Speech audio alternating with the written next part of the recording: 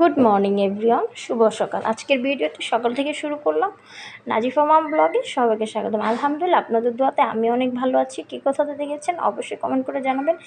এই তো আজকে একটি রেসিপি শেয়ার করবো, বিফ টিকিয়া।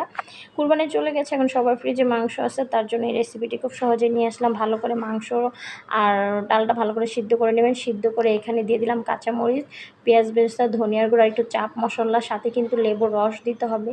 আর আমি পেঁয়াজ বেরেস্তাটা ইউজ করেছি কেন জানেন? এটা দিলে আমি অনেক দিন সংরক্ষণ করে ফ্রোজেন করে খাবো, এই জন্য পেঁয়াজ বেরেস্তা দিলাম, জানি সহজে নষ্ট না হয়। তারপরে মাখতে মাখতে মনে হলো যে আমি তো একটা ডিম দিতে ভুলে গেছি, যেহেতু ডিম লাগবে এই রেসিপিতে, ডিম দিতে ভুলে গেছি।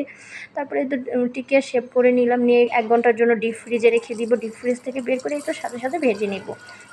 আর 6 মাস এটা কিন্তু আপনারা ডিপ ফ্রিজে 6 মাস সংরক্ষণ করে খেতে পারবেন। তারপরে আমি দেখিয়ে দিলাম 1 ঘন্টা ওই যে প্লেটের মধ্যে নিয়ে, তারপরে আমি ডিপে রেখে দিয়েছি। ডিপ থেকে বের কিন্তু বক্স করে রেখে দিতে পারবেন।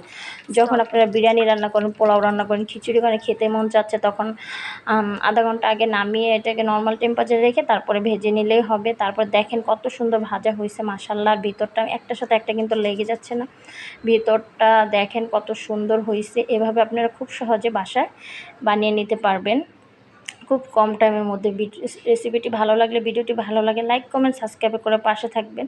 দেখা হবে নেক্সট ভিডিওতে। শেষ সবাই টাটা, বাই বাই, আল্লাহ।